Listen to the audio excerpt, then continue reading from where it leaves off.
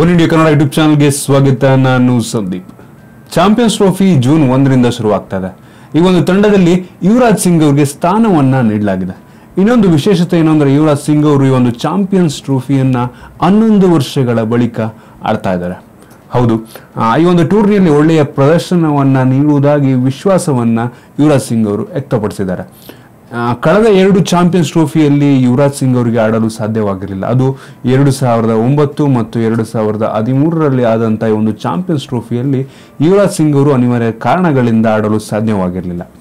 ಇನ್ನು 2006ರಲ್ಲಿ ಮೊದಲ ಚಾಂಪಿಯನ್ಸ್ ಟ್ರೋಫಿಯನ್ನ ಆಡಿದ್ದಂತ ಯುವರಾಜ್ ಸಿಂಗ್ ಅವರು ಒಂದು ಒಳ್ಳೆಯ ಪ್ರದರ್ಶನವನ್ನ ನೀಡಿದ್ರು.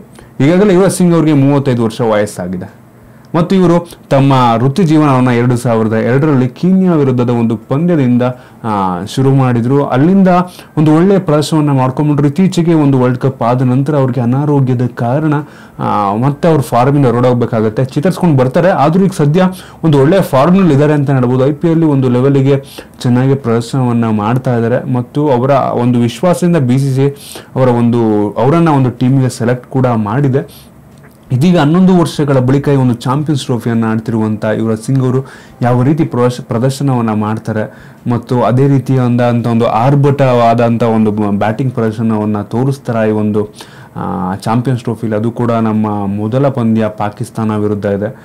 ಯಾವ ರೀತಿ ಪ್ರದರ್ಶನವನ್ನು ತೋರಿಸ್ತಾರೆ ಯುವರಾಜ್ ಸಿಂಗ್ ಅವರು ಕಾದು ನೋಡಬೇಕಾಗಿದೆ. ನಿಮಗೆ ಅನಿಸುತ್ತೆ ಯುವರಾಜ್ ಸಿಂಗ್ ಅವರು ಒಳ್ಳೆಯ ಬ್ಯಾಟಿಂಗ್ ಪ್ರದರ್ಶನವನ್ನು ತೋರಿಸ್ತಾರೆ?